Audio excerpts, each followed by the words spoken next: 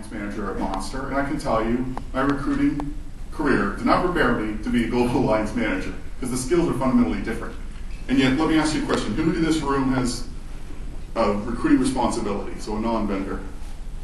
How many you got? About 2/3, good. You're all sitting kind of center too, I like that. Okay, of you people who have recruiting responsibility, who has more than 5 vendors they deal with?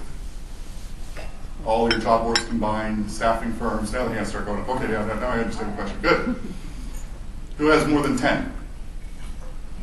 Quite a few. Okay. Who has more than 50? Anyone? Yes, good. So that's a lot of relationships to manage, right? But you probably haven't been trained how to manage those in a professional way. So I think about hiring. We're going to talk in more detail what I mean by that. Marketing meetings. So Guy Kawasaki's written some great books on marketing. Highly recommend them. And we're going to talk about creating great brand experiences as well, which is something I think we could get better at. Product evangelism. So we got, of course, the iPhone, Steve Jobs up there.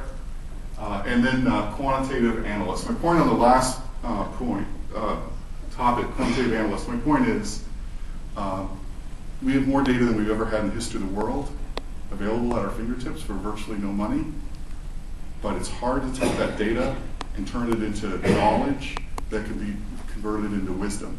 And I think we will need analysts to help us do that. So I'm not going to spend a lot of time on analysts. I think that's fairly easy to understand. I'll talk about the first 3 in detail.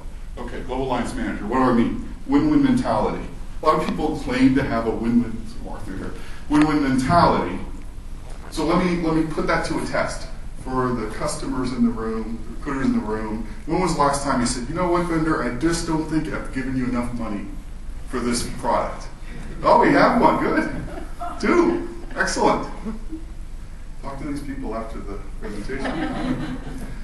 Or for the vendors, you know, I feel like you didn't get enough value on this product. I'm going to give you the next one for less money because long-term relationships matter to me. I think the vendors get that a little more than the customers do because I think vendors just are more professional experience at that. And I think the root reason why we started with the win-win mentality is this difference between thinking about scarcity and about abundance.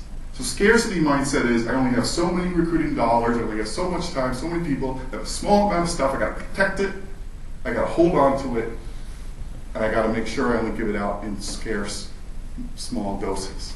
Scarcity mentality. Give you a back pain because you're all tightened up. Abundance mentality. I can make anything happen with a good enough business case. There's enough money for everything if I can build a case. It's a different mindset.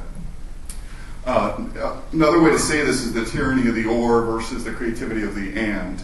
Tyranny of the or means I can do this or I can do that. I have this false choice, this mythical choice. I can't do both. And I would argue that it's important to think of the and. And I'll give you a simple example of this. Most people have a watch on their hand. Most people are probably looking at their watch, hoping for drinks soon.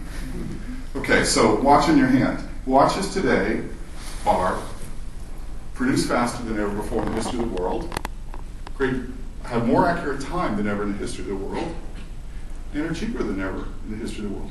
Think about it. A few hundred years ago, clocks were only for the super rich. Now almost everyone has one on their hand. You buy one for $1. So my hope for you is that every time you look at your watch, you think and. They did. They were creative, and they created an and. You can too. Okay. Heart and head. I was at the conference I was at last week was on, it was not a recruiting conference, it was a marketing conference. And marketing people, I think, really get some things that we don't quite get yet in recruiting. So what do I mean by that? There's a lot of marketing research, brain research going into emotions and how much emotion plays a role in decision making. So let me ask you a question. Do you think that people will sometimes buy something because of their heart, but justify it because of their mind? Who thinks that's sometimes true? Okay. Who thinks that, does anyone think that getting a job is a non-emotional, totally rational process for a candidate? Okay, does anyone think that's true for a hiring manager? We have phrases now, we call it culture fit, it's really emotional connection. We've like tried to logically argue that point.